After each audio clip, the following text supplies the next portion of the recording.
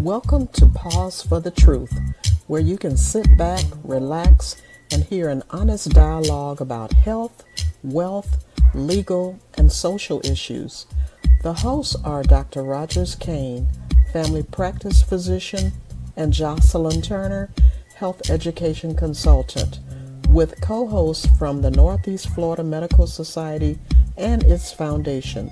Stay tuned for the truth about matters affecting you and your family. We're here to tell you what's really going on and why.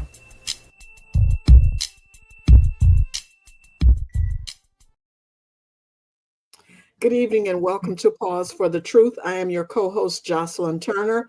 It's a lovely day here in Northeast Florida. If you're in our area, you're missing out on some wonderful weather. If you like me, you like getting out walking. Okay, I pretend, Dr. Kane, that I really like getting out walking. I just do it because I know it's what I'm supposed to do. But it has been the best outdoor walking weather lately. It hasn't been too hot. I love this time of year. I think fall is one of my favorite seasons, but I am super excited because we have some wonderful guests joining us tonight. Before we get into that, let me bring in my co-host, Dr. Rogers Kane. How are you doing this evening, Dr. Kane? I am doing exceptionally well. I'm enjoying the weather as well. Here in Jacksonville, with the threat of the storm that was right off the coast and doing what I hope continues to be the usual path of these storms away from us. So I am happy to be here. I'm happy for our guests to be here. As a matter of fact, I'm rather elated, even though I come in second place with a lot of them. I'm still elated. I'm still elated about their presence. I tell you what, Dr. Kane always has to tell our behind the scenes secrets, right? He gives that little hint to our audience. They don't know what he's talking about, right? But trust me, it's nothing, guys. And thank you to our listeners who chime in from week to week. If you haven't done so already, please make sure that you share tonight's episode because it's a very important one. You know, many of us take something for granted that some people unfortunately don't have, and that is health insurance. And also they don't have a private physician and or they lack rather the knowledge about what to do when they're having a medical crisis. And so our guests tonight are going to talk about all of that. You know, when we talk about bridging the health gaps here in Jacksonville or Northeast Florida, we're going to focus on Jacksonville. And by the way, if you're not in Jacksonville, I promise you can learn something from our distinguished panel of guests tonight. And I'm going to first start out by asking them to introduce themselves. And of course, I am going to start with the lady, Dr. Kelly Tice. How are you doing this evening? And welcome. Thank you. I'm so glad to be here. I've gotten more invitations to come than I've been able to accept. So I'm so glad the stars aligned and I'm able to join tonight's conversation, and wanted to express my gratitude for what you do here at Pause for the Truth in terms of sharing actionable information with our community. So I'm Kelly Tice, as you mentioned. I am also a family physician. And I am the current president of the Northeast Florida Medical Society, representing the more than 150 Black and other minority physicians who are a part of our organization and who are committed to ensuring equitable outcomes, health outcomes for all residents of the Jacksonville community. Excited to be here. Thank you, Dr. Tice, and welcome. And you mentioned the word equitable. I think about words we cannot say anymore in some settings, equity being one, but that's another conversation, Dr. Kane, right? Yes. Also joining us, I like how I get to accost my friends and say, hey, don't you want to come on the podcast? Well, I saw these two gentlemen at the Florida Public Health Association conference. And if you were not there, I almost felt embarrassed, Paul and Dr. Thompson, because as many conversations I've had with Paul, sadly, I learned so much about the work that you're doing while at the FPHA conference. I was so embarrassed. I was like, as many times as I've talked to Paul, and I love his passion for the work that he's doing. But joining us are Dr. Matthew Thompson and Paul. I'm sorry, Paul. I was about to make you Dr. Paul. I'll try to take doctor. It's okay. Dr. Paul. Telescope Health. So if you would, Dr. Thompson, I'm going to start with you. Tell our audience a little bit about yourself. Sure. It's. I just want to echo what Dr. Tice said. It's an honor to be here, and probably the biggest gift of my position is building friendships and relationships with people that maybe I wouldn't normally get to and meet. And that's the sad thing. And what's so great about that is that we have the ability to bridge those gaps and build a community that crosses the aisle, crosses the racial divides, crosses neighborhoods, crosses zip codes. And so I'm going to get deep into that today with you, and I look forward to it. And I'm an emergency physician by background. And I grew up in Kansas City, and I'm the CEO and co-founder of Telescope Health, which is a company that runs a public health program here in Jacksonville called HealthLink Jax. So great to be here. Thank you, and welcome. And are you a Kansas City Chiefs fan, or is that the wrong Kansas City? You know what? My mom was just here. She's still in Kansas City, and she is a diehard rabid Chiefs fan. I don't know if that's because she loves Taylor Swift and Travis Kelce is getting married to her, but I am a Jaguars fan through and through. I've been here for over a decade, and so those are my colors, and I'm sticking with it. All right, he now. needs to run for political office. He did. He gets Good answer. And also joining us, and welcome, last but certainly not least, Paul Sappi. I've been knowing Paul for several years now, and so happy that you are also able to join. And if you could tell, I mean, there's so much to say about you, Paul, when I think about all the years that I've known you. Can you tell our audience a little bit about yourself? And welcome.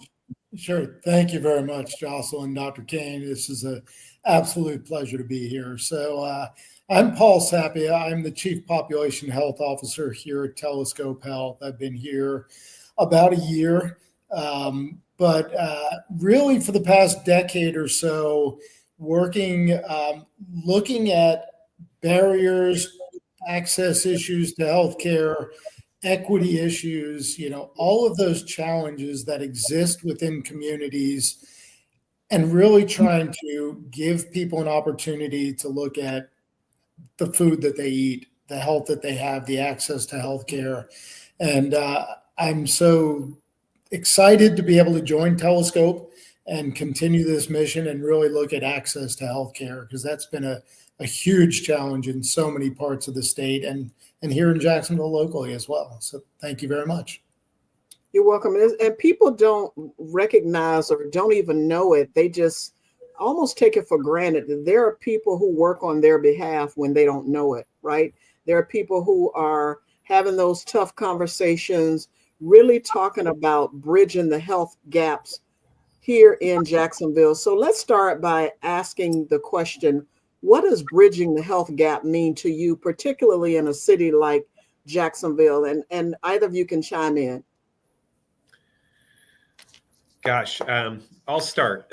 I'll take this one as a white male who went to a private high school and was afforded privileges and realities that set me in a very different place. And I always want to start by saying that when I went to medical school, I crossed Martin Luther King Boulevard every day in Kansas City, and went to volunteer at a clinic in a Black neighborhood, Black community. And I'm sadly to say, it was the first time that my eyes were open to some of the racial disparities and differences that we have in this country. And Jacksonville is no different than that. And one of the best things that's happened from this program, and honestly working with people like Dr. Tice and Paul, is going to Moncrief, going to Durkeeville, going to places that if I lived in Jacksonville Beach, which I did for 10 years, and now I've just moved across town here to be closer to downtown area. But, I want my kids to realize that this is a very diverse, beautiful community, but it is not equal or the same. And the health outcomes are drastically different across the city. And so to fix those problems, you have to acknowledge them. You have to speak about them. You have to accept them. And so the first thing that I could realize to do, and at the time, even working in the ER and being a physician, you say, well, why is this person in the ER for this silly problem? They could have been seen somewhere else. Well, that's not true, actually. They really couldn't, because they do not have, to their knowledge, any other resource to go to. And so the first thing that I could do is acknowledge those differences to fix them. And you have to bridge that gap by first acknowledging. So I'll start there. I'll stop because I think that's a good segue. But yeah. Yeah, and I'll jump in quickly. And similarly, I'm a Jacksonville Beach guy, right? I've lived at the beach since we moved here to Jacksonville from New York City 40 something years ago. And I didn't realize until I started doing the work that I was doing, with my previous employer, that communities existed, that didn't have the same luxuries or the same things that we had, right? But it doesn't matter, right? That I felt that way. I really had to learn and meet people and understand the challenges that people had, right? Everybody is generally a very good person and wants the same things for their family and for their life. And I really felt a passion and a drive to really start to get to know the communities and get to know all of the communities across Jacksonville and what I could do in my position, to really help solve some of those issues. So really found my passion, and I'm going to stay in this lane for the rest of my career. And it's really, really excited about it. You've been bitten by that bug. I know it, Paul. I never imagined being in this space for so many years, but once you get into it, you really are passionate about it. Go ahead, Dr. Tice.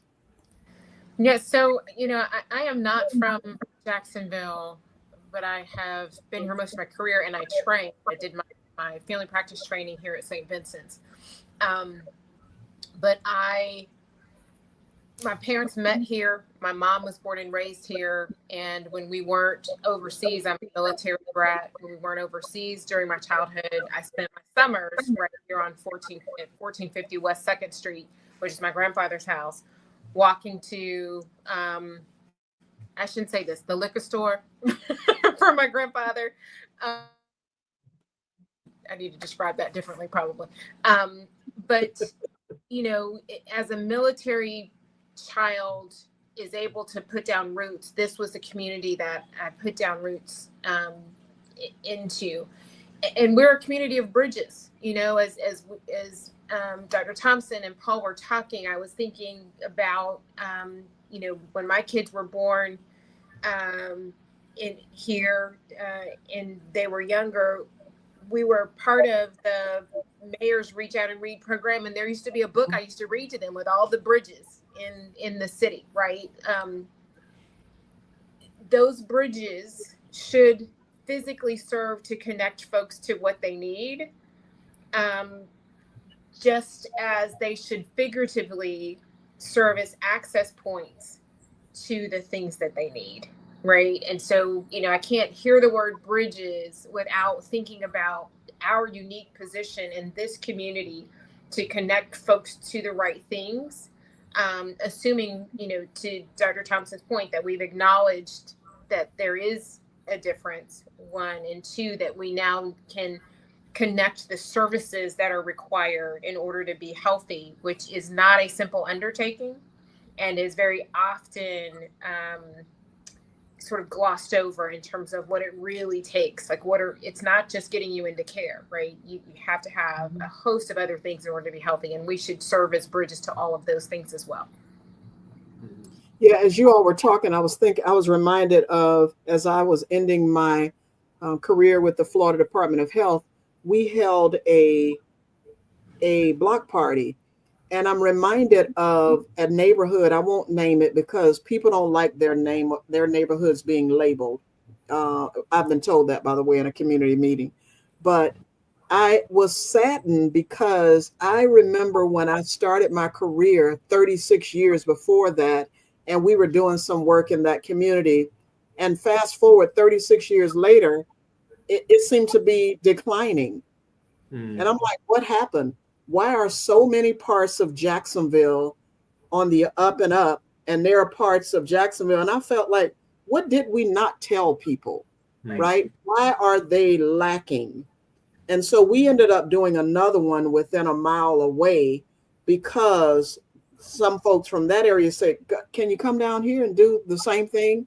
And what we essentially did is we looked at what the health data showed us and brought the resources to that community, not just physical health, but employment, as well as other things, because those are the conversations people want to have. And they're not like us. We know someone for every occasion. I know I need a plumber, I'm going to pick up the phone. I know a plumber. If I need a dentist, Dr. Kane, do you know a good dentist? And so often, so to have you all come in the neighborhood so that people can see these are the people. And I loved Dr. Tice, Dr. Thompson, and Paul when I went into stores and people are like, wait a minute, that's the lady who was talking about such and such, right? I love when people have, yeah, I'm a regular person.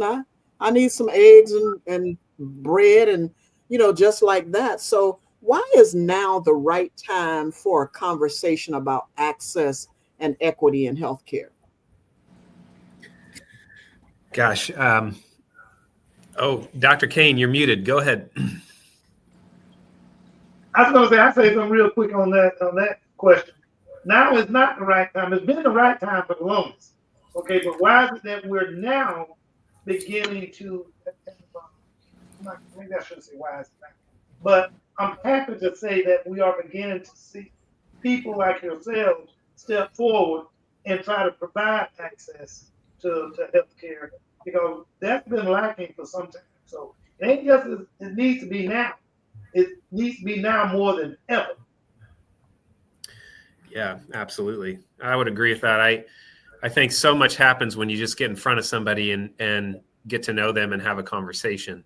And when you don't, you leave a vacuum where it can be filled with misinformation, preconceived notions, and falsehoods.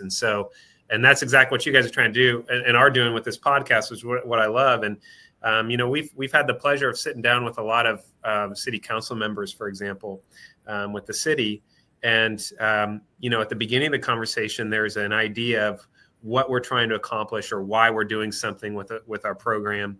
And at the end of the conversation, it's like, wow, and it goes both ways too. We didn't understand, some of the issues and challenges that they have to understand the needs of the community. And so the more that you communicate, the more that you get to know somebody on a human level, the more you realize the similarities and the nuances and how complex some of these things are. And I'll just give you a story. When I was working an ER shift downtown, ER was full, packed. The waiting room was full. People waiting to be seen. The staff is overworked. They're tired. They don't want to see more patients. They know it's going to be a long night. Well, when an ambulance comes in, they bring in patients that skip the line, that go right ahead into the room, and so it messes up things, the flow. So, you hope that they're sick. If they're not sick, people get upset. Well, an ambulance brought in 3 patients and put them in 3 different rooms. And one of them was an elderly woman who had congestive heart failure. She needed to be there. And then the other 2 were actually not really sick at all. And they had called the ambulance to bring them in. And, it turns out one of them had an issue with missing medication and the other had an issue with an ingrown toenail. And I saw all 3 of those patients, and they used an ambulance to get there. And they were all actually from the same house and the same family. And when I went in and talked to them, the staff had already come out and said, I can't believe this. I can't believe they wasted those resources. I can't believe they came in here. And so I went in and talked to them. And the reality was, I said, well, why did you use an ambulance or call 911? And they said, there was no way that I was going to ever be able to see a doctor. And since my mom was coming in, I figured this was my one and only chance to do it.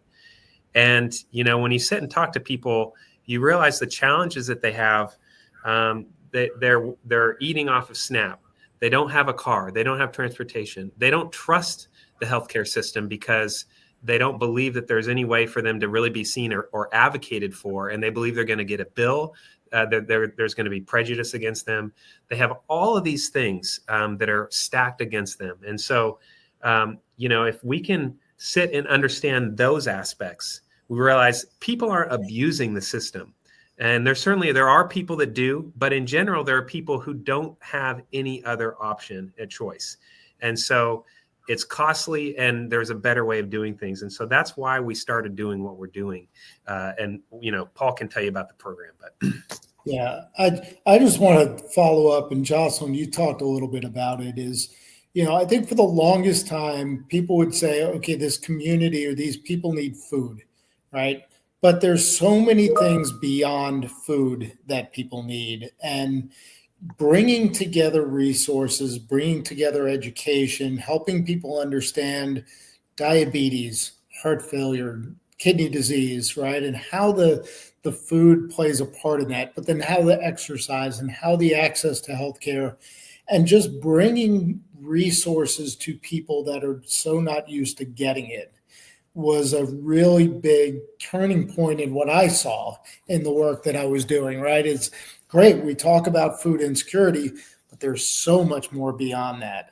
And there's so many other opportunities to bring resources together. And I think that the intentionality of listening to a person and listening to their situation and understanding it, and then helping to not only solve the issue, but help them understand why that's important and why it's important to get to the doctor and why it's important to do certain things in a language that they understand and that motivates them to make a decision. And that's something that's really been a change in, how I approached this when I first started the work. Dr. Tice, I think many people in the audience don't know the role that you played in the community. Yeah, I know you spoke to your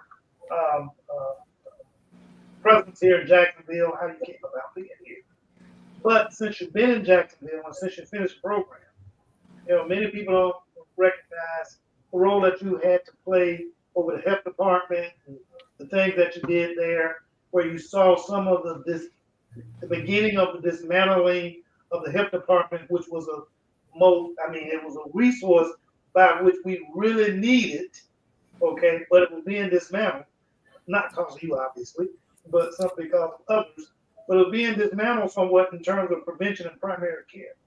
What, from your experience, what can you tell us as to how you feel about the need for programs such as the one Paul and Dr. Thompson referenced? So, thank you for the question. I did, to your point, I did run the health department here for a number of years, and that's where the bug bit me. As a clinician, I loved taking care of patients. I never saw myself leaving patient care. I just couldn't imagine it. But you rapidly realize that you can't have the impact that you need to have on the other side of the exam room door. You have to step into the policy space. And my role in leadership at the Department of Health afforded me that initial opportunity. One of the things that became painfully clear was that there is a consistent disconnect between how funds and programs are developed, authorized, deployed, and what the actual need is. And so at the point of need, very, very often, and Jocelyn, I'm certain, can attest to this as someone who, spent much of her career in the Department of Health, you find yourself with resource constraints, with the need sort of right in your face, but trying to figure out how to make the rules apply here so that you can use the funds that have been provided, use the resources that have been provided, because they don't match. Very rarely is the program, how it's funded, the grant, requirements, does it actually match what a particular community needs to have? And it is solutions like HealthLink that are being managed through Telescope Health that allow us to finally sort of push back from the table and say, what is it we need? Let's get away from the rules and the person who wrote the grant language and the all of these things that constrain us, and let's figure out what needed. And it's only when we do that where the physician voice, the person who's saying, here's what I'm hearing from patients. Here's my experience at the point of care can actually be applied in the solution. And I think that's what is most exciting to me about this, right? We've talked around this thing forever. We've talked around it, right? And in fact, we've almost done a disservice to some of the need because we have positioned it like it's philanthropy, right? Like we have made folks feel like the thing that you really got to do is care about the poor people. And so let's have a thing and make them, and everybody line up around the block to get a bag of groceries because we know food's important. And the thing that we get to do in this work finally now is say, why are you hungry? And what should we be doing from a policy perspective, from a collaboration perspective, from your opportunity to earn a living wage, your ability for your kids to attain an appropriate quality education?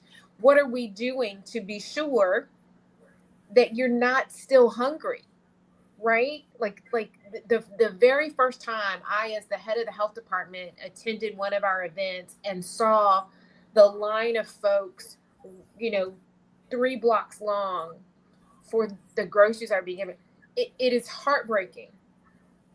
And they're back again the next time we're in the community. And then they're back at Thanksgiving and back at Christmas. And, let's fix that, right? And there's some of the same things that constrain our ability to deliver good health care services.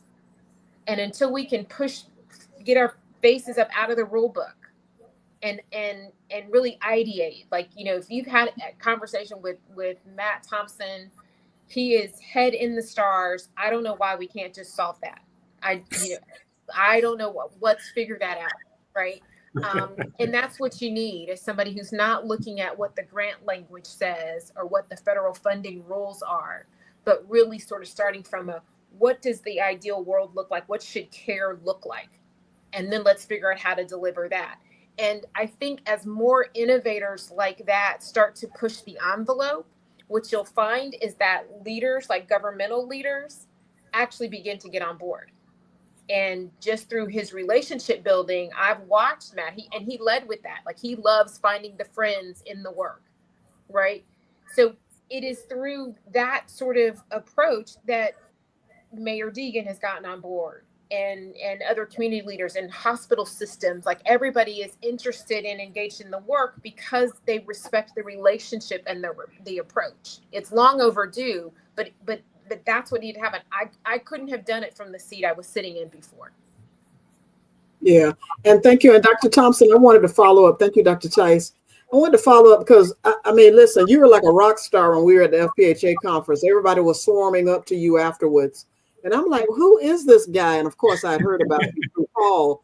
But tell me tell our audience what it really means. What are you really doing outside of the ER now? And we got it. We see what made you go that extra step. But just talk about how HealthLink Jack works.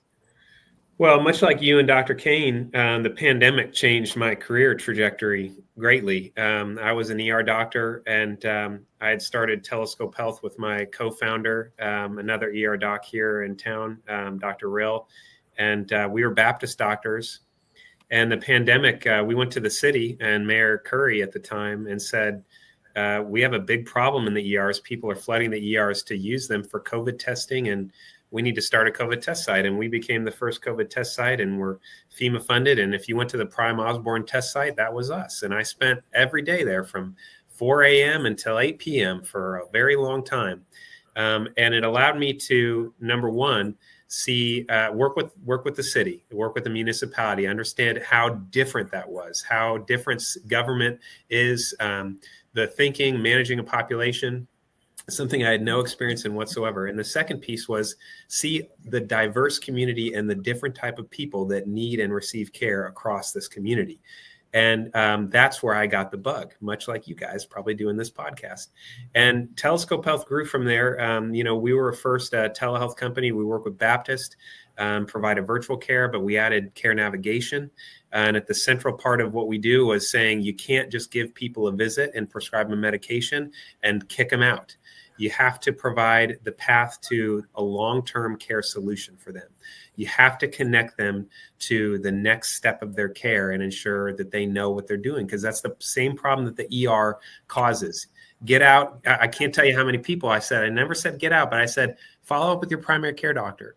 And I knew that they didn't really have a primary care doctor, or that they couldn't even follow up with their primary care doctor. But I was too overburdened, too busy, too burned out to really do anything about it. And that always was something that I just never sat right with me. I love people. I love taking care of people. That is at the core of who I am. I love understanding the different types of people and out there. But I just knew that there was only a limited thing that I could do in the ER. And so this program was really born out of that. And, I'm just grateful that I have such a great team. And Paul is a population health expert. We were able to go and work with the city. And there's a background where the city was actually reaching out to try to say, we know we have problems with access to food, access to homelessness problems. And we know that we have a problem with access to healthcare, but how do we fix it?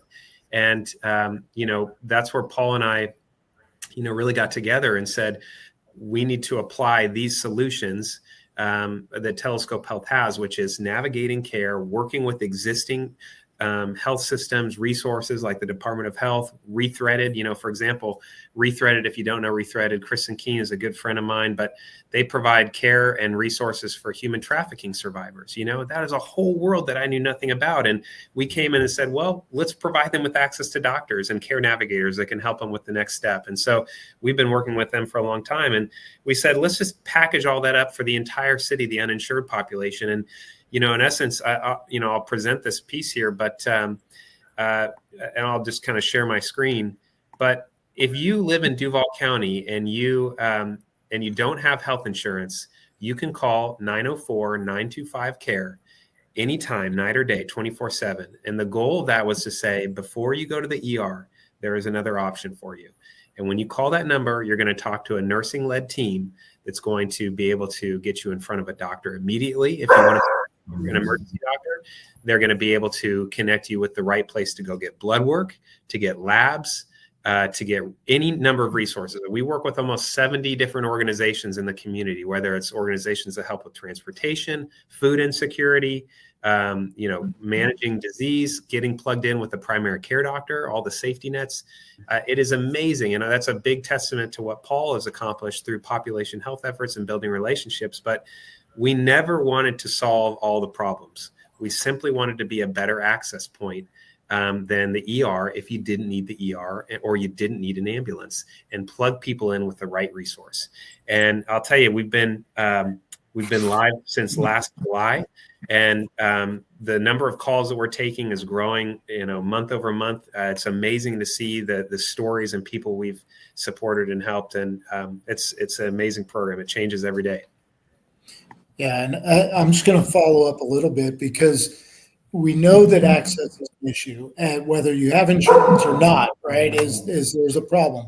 If you're not used to going to a doctor because you haven't been seeing a doctor, you're uninsured, you're only going to access the emergency room, or you're not going to take care of your health in the right way. This program really is designed to get people into the free and charitable clinic network, the JacksCare Connect network, the brick and mortar longitudinal care providers for a patient, right?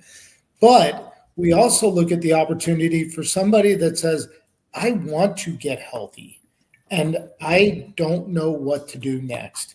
So call the number, talk to one of our nurse navigators, talk to a physician, ask questions, and then we help to push you in the right direction into, a place that's appropriate, that's close to where you are, that is, you're able to get transportation there, and they'll help to work with your schedule, right? So we just become a 24/7 access point for helping navigate people in their healthcare journey.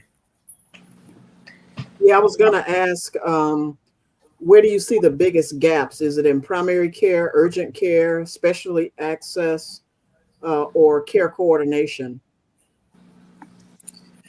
It's probably care coordination or just plain access to a provider, right? I think it's pretty close between those two.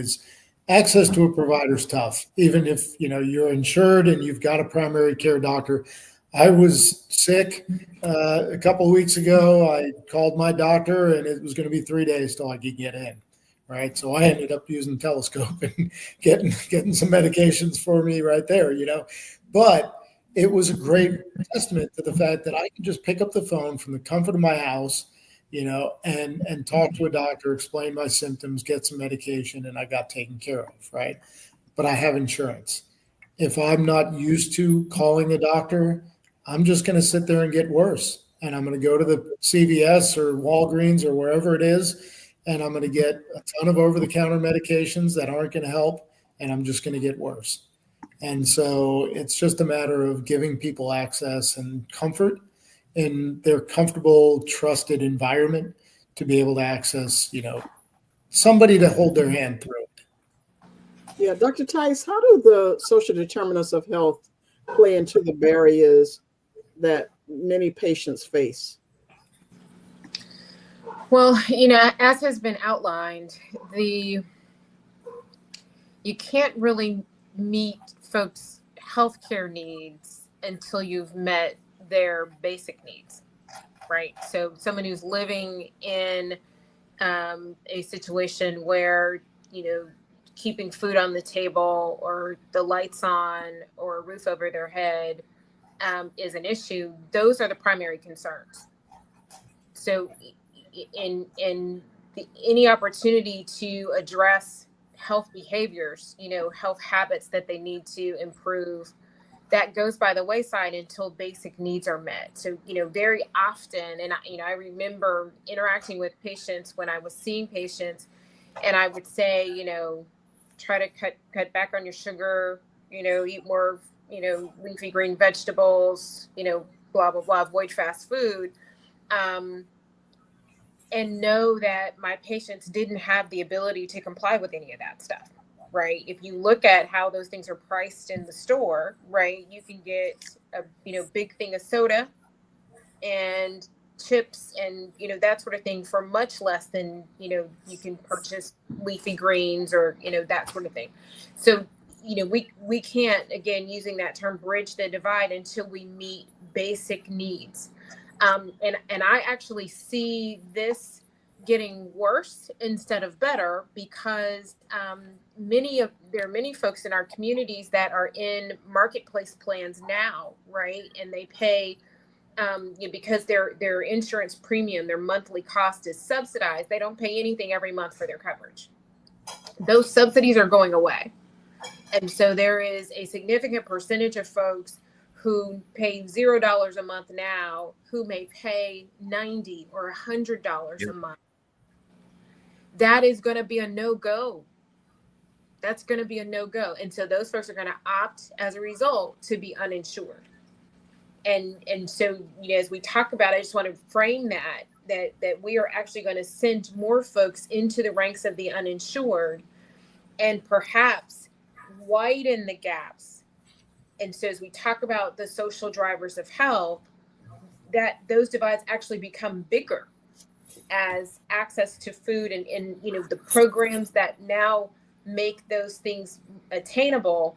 A lot of those programs are being, defunded.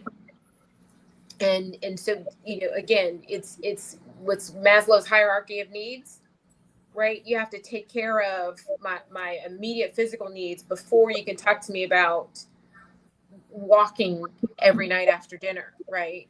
And we come off as pretty silly as we try to educate people, and we behave as if they don't have immediate needs that must be met first.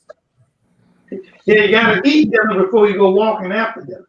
So you have to have access to dinner, and looking at the kind of food desert that we see, for Paul and Dr. Thompson. I'm a family practice, primary care. My office has been on the north side for 25 plus years. And I live in the community that you guys are very, very descriptive of. Not to mention the beaches community and what they see, the difficulties that they have. But what I'm seeing, and especially what I'm hearing, coming out of the feds in terms of making those, as Dr. Tice mentioned, those subsidies go away, it's hard enough getting those patients in with the subsidies. Yeah. Okay. Now it's going to be so hard getting them in and getting them to be able to see someone. And then, I mean, you compound that with what we're seeing, and I know this is not tonight's subject necessarily, but what we're seeing in terms of the pharmacies that we were talking about being available, currently not being available. So some of the access that they have, even in terms of just going to visit pharmacists to get some advice, is going to be very limited because, let's be real, we've had 3 Walgreens closed in those zip codes that I serve, and we still have yet for them to tell us why they were closed. 08 and 18, you had 3 Walgreens closed within probably 5 miles perimeter of each other that were serving a much needed, that were providing a much needed service in the community. So to hear what you guys are saying in terms of having access and discussing with for people to be able to call in and utilize the service, that is great. One of the questions I have since I spoke about it is, so how do other physicians, such as myself, get involved with those programs? Not necessarily that you need to send me patients. It's not like I'm having a need for a bunch of patients. But again, how do the rest of the community, how do the rest of the physicians that serve you guys call? Well, I'll tell you what, Dr. Kane, it's been pretty fascinating. So first thing I'd say is we have such a vibrant, collaborative community here in Northeast Florida in Jacksonville. And, when I was just working in the ER, I didn't have any idea that we have places like Agape, Sulzbacher, Volunteers in Medicine, Mass Clinic, Department of Health, and what all those services offer. Jax Care Connect, We Care Jax. There are all those organizations I just mentioned are nonprofits or, Department of Health that provide sliding scale, free services, resources, navigation to a number of things that puts people in a medical home, gives them a safety net that lasts their entire life. And if you go to the ER, the first problem with this is that if you go to the ER, even if you need it, depending on the time of the day, or you receive care somewhere, depending on who you see or the time or the bandwidth, they may know that those resources exist, or they may not know that those resources exist. And so there is a good likelihood that you may not be plugged in with those resources, And so, I think what we were trying to solve was to help catch all, be a catch all, because people seek care when they most need it and not when, they're told to. And so, you mentioned that with Maslow's hierarchy of needs, Dr. Tice. I mean, the reality is people are going to receive care when they're sick, and then you got to capture them at that moment and plug them in. And so the way that the community can help is to remind people, and this is what's so great. Duval County Medical Society has done this, and we're going to meet with Northeast Florida Medical Society soon. But the goal here really is to educate doctors to say, listen, we all know people who don't have health insurance. Number one, we know what happens when they receive care down the wrong path. And the cost to them, the cost to taxpayers, the cost to the city, the cost everywhere, it is much higher than it should be. And so simply by being an advocate for programs like this and programs like the safety net clinics that exist, that's how we have to unite, honestly, as providers, and say, there are so many great resources. We need to all understand them and what they offer so that we can tell our patient populations, our friends, our families, what's out there. And then if you ever want to work with us or for us, Dr. Kane, then that's a different story. I had to put you through a very strong vetting process, and I chose Jocelyn Turner as my favorite co-host before starting this podcast. So I don't know if you're going to cut it. Now, if Jocelyn wants to come work for it, that's a guaranteed yes, but you're going to have a more stringent path forward with us. Oh, Dr. Thompson, you're my favorite guy now. So, but I do want to ask you and Paul, when it comes to your patients, people who are calling you, are they mostly elderly people? Are they mostly uninsured? Tell us a little bit about the patient population that's calling you, just to get a sense of of what the landscape of what you're doing what it looks like. Mhm. So I'll tell you, it's been across the spectrum. It's all uninsured. The program is for Duval County residents that are uninsured. So that's our population. So it tends to be the working age population. So 18 to 55, whatever it is, right? But we get it across the spectrum. There's people that just can't afford health insurance, but there's also small business owners. There's the gig economy, right? There's bartenders and wait staff and service industry people that just don't make enough money to make ends meet, to be able to afford health insurance. They don't work in a 10 or, in a full-time role where they get benefits. And this is great. We had, patients 20 years old calling us looking just, where do I get medications, right? I had one of our nurses texted me early in this program, 9 o'clock at night one night, said, I have a patient on the line that's looking for diabetic needles. She's down to her last two. She can only find them for $65. Where can she go? And because she can't afford $65. I sent her some resources, told her to make some calls.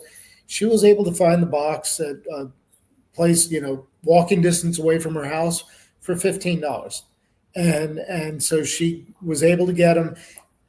That saved an emergency room visit down the road because, down to her last two needles, that she's going to get sick, right? It's going to get worse. And she thankfully called us. We were able to get her connected to a resource, and it took care of her, right? And so now she knows anytime she needs something, she can call us. So across the spectrum, but uninsured and anywhere. If you look at the breakdown of the map, and I know Dr. Thompson was going to try to share, but it didn't come up, but we have seen patients from every single zip code in Duval County. And it doesn't matter where they are, South Side, Ortega, North Side, by the airport, whatever it is, we've seen patients. There are higher concentrations in places where you would expect, but there's not one zip code that we haven't seen a patient from. I hope that people who are listening will recognize another gap, as Dr. Tice talked about in the community, like food insecurity, for example. How can we as a community figure that out, right? Because you're right, people shouldn't show up for these at these food distribution sites week after week after week. What's the underlying problem? And to me, that's what you all have done. You found, Dr. Thompson, that there were so many people who were coming in the ER. Like, wait a minute, I remember years ago at the health department, there was an issue of people bringing their children in to the dentist with dental issues at the ER, and you think about it like, oh my God, it got that bad. And they couldn't afford to take their child to the dentist before it got so bad that they ended up in the ER. And Paul, I have to say this after listening to your story about the folks. Next time you go to a restaurant or to the hair salon, tip the people well, because they might not have any health insurance, right? Don't take for granted that people are, whatever. Tip the darn people. I have to, Dr. Tice, I had to give that plug, because it really is something that we have to be our brother and sisters keepers. If you're just tuning in, as we are almost at the end, not quite there, we're talking about bridging the health gap in Jacksonville. If you have a question of our distinguished panelists who look like they want to show a map, who's going to talk about this? Dr. Thompson or Paul? Yeah, I can kind of give an overview. I mean, this is just a snapshot in time of some of the ER avoidance visits we've had. And, when we started this program, we had a pretty clear directive to address Health Zone 1, which is the area in Jacksonville, Northwest Jacksonville, typically, that has the worst health outcomes, the highest maternal mortality rates, the lowest lifespan and life expectancy, and And so the goal was to address that area. And, we've been very successful in really driving volume to those visits purposefully. But just like Paul mentioned, everyone across the county uses this program. And, just a couple nights ago, I was at a restaurant, and it's just so funny. We all have a ton of these stories, those of us who work at Telescope, but I had a waiter who was going to pick up my plates, and he's like, well, I got to use one hand. And I looked at his other arm, and he had bruising all up and down his arm. And I said, what happened? He goes, well, I fell off of my moped a week ago. And well, did you get it checked out? He's like, no, I didn't. And I said, do you have insurance? And he goes, no, I don't have insurance. And I go, well, he goes, it just would have cost too much money, but I can kind of move it, but I don't think I broke my arm, but I don't have any idea. I can't pick anything up with it. And so of course, gave him the program, the number. He called the number. He got seen by a doctor. We found him a way to get a very low cost X-ray. And the reality is, if he would have gone to an ER or even a freestanding ER, which is often confused with an urgent care center, the thought is, well, maybe I'll pay $150 out of pocket. That's often not true. What can happen is that you are charged at the rate of a hospital would charge you, which means you're paying for a physician visit. You're paying for the facilities for the hospital to take care of you. You're paying for a radiologist to read the X-ray. It's a lot more than $150, and that can send somebody into medical debt. They can be sent to collections. It can just cause so much emotional turmoil. They can wait for hours. There's so much easier way to do things, and so being able to solve those gaps and provide that care, that was the goal with this program to begin with. And so it's neat to see those stories actually happen. Yeah, those urgent care rates are much different than the emergent care rates. And so people need to be most certainly aware of it. Yeah. So Dr. Thompson and Paul, how are you working with hospitals, insurers, and community partners to ensure continuity of care? Go ahead, Paul. Oh, so, we've got relationships with most of the hospitals here in town. From sending us actual electronic data feeds of patients that have been discharged from the emergency room or the hospital that without insurance, we're connecting with them and following up those patients, within 24 hours or so. And then reaching into JaxCare Connect and connecting those patients directly to the free and charitable clinic networks, or where they need to go in that situation. So it's really I learned a long time ago, we can't solve this ourselves, right? I can have a great idea. I can be like Dr. Thompson, and this is going to be great. We're going to solve everything, right? But if I don't have partners and I don't have trust, we're not going to do something, right? So the hospitals are trusted, the safety net clinics, the other community organizations are trusted in this process, right? So it's really connecting with all of them and working in conjunction with them to get patients to the care that they need. And Dr. Kane, I want to back up real quick. So you asked what you could do to help, and this is part of it, is being a part of this show, right? But it's continuing to tell this story in the communities that you're in, right? And with the people, the city council members, the mayor, the business owners in the communities need to understand what is happening with this program or with other programs that are already working in the community, because without a trusted voice telling that story and lifting up the resource, it's going to go in one ear, out the other. Mm-hmm. And, I may go into certain communities and tell a story and they're not going to listen to me. And so it's just a matter of getting the people that they trust, and people like you, right, that have been working in this community for a long time, that can help us tell this story and the message. I would like to have one quick question before the night is over, sure, because I know we get short time.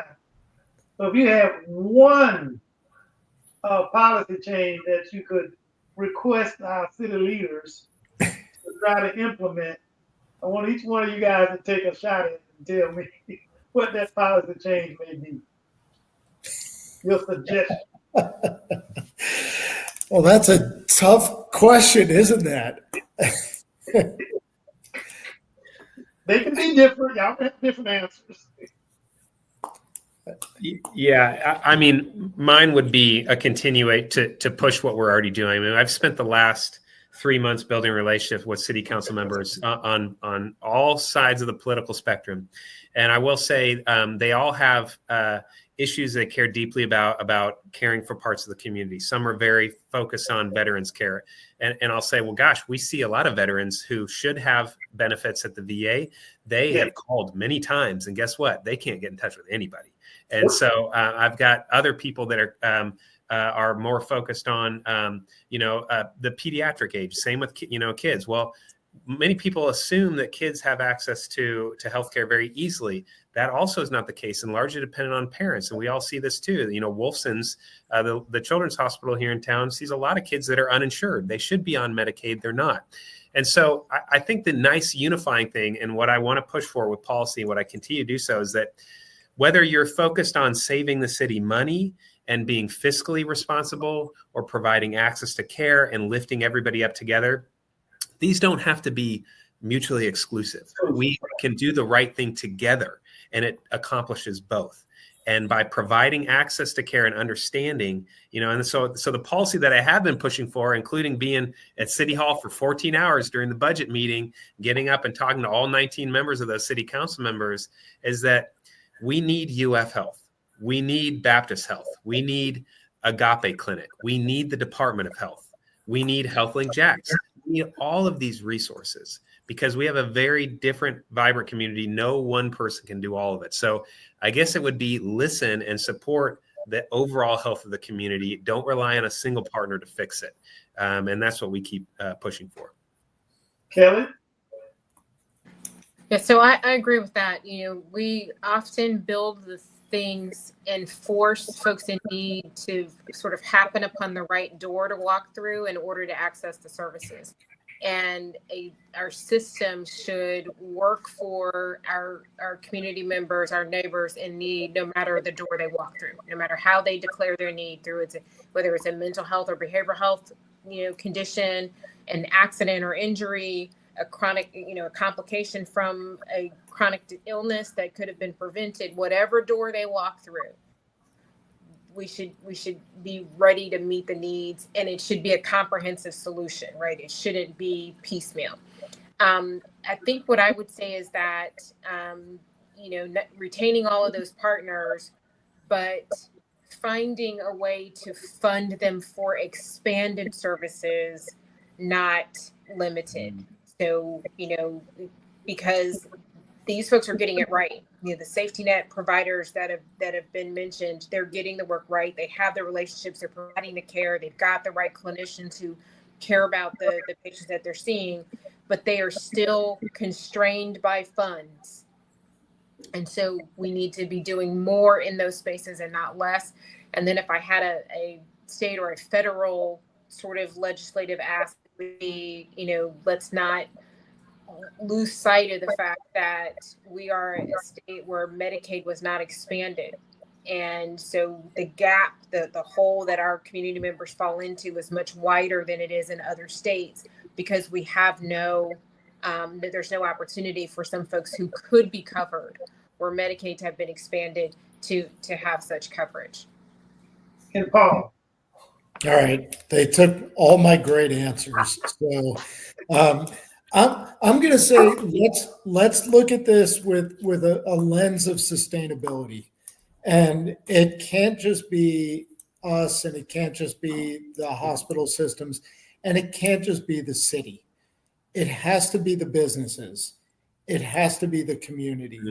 And there is an economic benefit to improving the health and the livability of the city. When you go to certain parts of the community, the sidewalks are beautiful, the trees are trimmed, the lights work, street lights work, the parks are great. When you go to other parts of the community, it's not, right? And if you're telling somebody to go for a walk and they have a tattered, broken sidewalk to walk on, that's not great, right? So we have to think about sustainability for all of this and sustainability for our community. And it's not just the federal government, it's not just the local government, it's the business community. Well, I tell you what I thought about, just Dr. Kane didn't ask me, but I'm going to give my 2 cents, is we set aside money for everything else. I think that our elected officials should just say 1% or whatever of all money should be allocated to healthcare, to fill in the gap for people who just don't have the resources to do it. But I see the information on here, but I want to ask Paul and Dr. Thompson before we end, what's next for Telescope Health? New programs, partnerships, or expansions we should watch out for? Yeah, within Jacksonville, we've got some really exciting partnership that we're growing with Jacksonville Fire and Rescue, so JFRD. We're working more closely with JSO. We are working with 988 hotline. We have behavioral health support that we're adding, and working more closely with all the health systems. So it's neat to see that program grow. And then across the state, we're launching similar programs and in various stages with other counties and cities to do so. So, and I think it's because the program it works and it's simple and it gives a community something to rally around. So, yeah, very exciting. Yeah, and I think it's allowing Jacksonville to set the precedence for everybody else. Is we are showing that you can think differently about providing access to care and helping people out, and other communities are seeing it. And, we're also talking to rural healthcare collaboratives, because rural communities face a whole sea of different challenges, and telemedicine and care navigation and talking people through it can be a huge benefit to somebody that lives an hour away from the closest hospital. So, more to come on that as well. Hadn't thought about that population. You're right. Well, listen, we respect your time. We're at the end of the hour. We do like to give our guests an opportunity to share their final thoughts as we close out. And Tyrone, if you could put, or whoever had that up, we want to make sure folks have the contact information on how to use HealthLink Jax. So again, I'm going to start with Dr. Tice as we end the show. Can you share your final thoughts regarding tonight's topic? Sure. I would say that, this isn't about compassion or, philanthropy or volunteerism. This is good business sense. This is what it takes to have a healthy, vibrant, resilient community. We have to take care of those who don't have access to good health care. Thank you. Thank you. Dr. Tice, can I say this with all due respect? I've never heard you give just a short answer like that. I was expecting for some more. I mean, because you're so passionate about it. She's so passionate. I'm just not.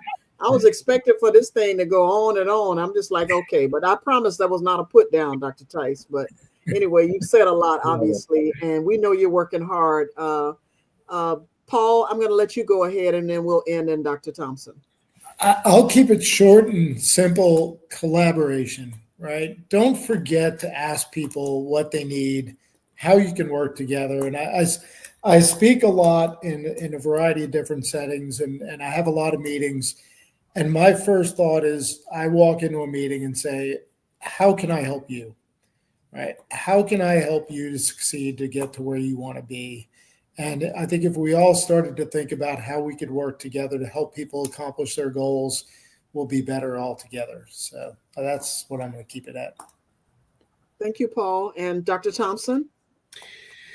Well, I guess mine's very similar. I think if we seek to understand each other, we can build trust a lot easier. And when we approach each other with that desire to understand each other and ask questions, we realize how similar we truly are. And I will say, you two have a new friend here, and I'm going to figure out where you live and make you feed me and come to your house. Yeah, I think it's about building relationships, and collaboration and trust is a huge part of that. So we're just happy to have a seat at the table and be a part of this community. And so, yeah, thank you for hosting us. Dr. Thompson, I have to share this quick story before I let Dr. Kane take the mic. That as I am now Medicare age, when we talk about navigating health, it changes throughout the stage of your life. And so next week, we're going to be talking about Medicare. So for those of us who have to access that, and I say that just because we have to let people know that the stages of your health changes at the various stages of your life.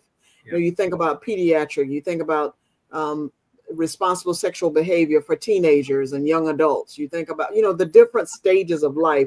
Young men, because I've worked in men's health over the years, young men, once they stop playing sports, they don't go to the doctor again until they get to be middle-aged men and start experiencing some chronic health conditions. So we have to make sure that people recognize that whatever stage of life you're in, there is a space or a place for you relative to your health and your health care. So I just had to say that. Go ahead, and Dr. Kane. You're muted, Dr. Kane. Some people might like that, but I actually like hearing you talk, Dr. Kane. Well, maybe not. The ramblings of old people. Anyway, since you're turning Medicare, I'm gonna say this real quick. This makes good business sense. So it's not about philanthropy, as you said, Dr. Tice. It is about good business sense. The business community needs to get on board and help improve this particular program. Join us in trying to expand care for all, including their employees. Because some of, like you say, some may have insurance, some may not, depending on what business they're working with. But you want that employee to be healthy to come to work the next day and do a good job at work. So, you just need to get on board and help us with this community effort. Last thing is, Dr. Tice, I know this is not a virtual background that you're at because it has my favorite college team up there, the Rattlers. And so, once again, go Rattlers.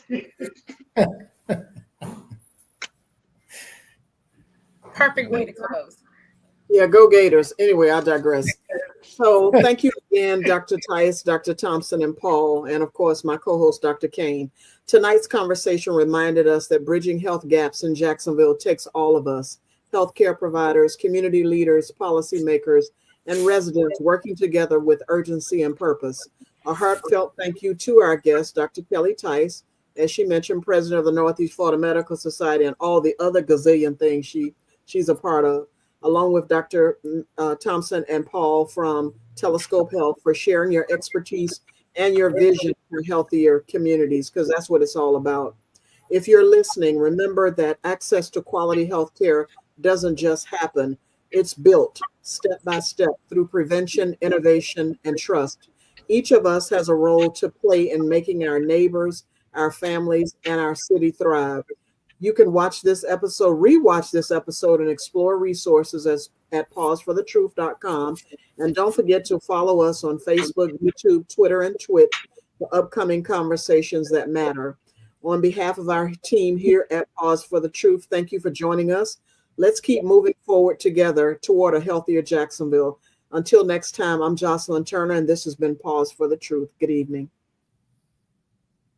We appreciate you spending time with us on Pause for the Truth. Ms. Jocelyn Turner and Dr. Rogers Kane are grateful for your support. Don't forget to like us on Facebook, catch us live on Twitch, and most importantly, subscribe on YouTube. A big shout out to Tyrone Jackson at Call Tyrone IT Services for keeping us connected.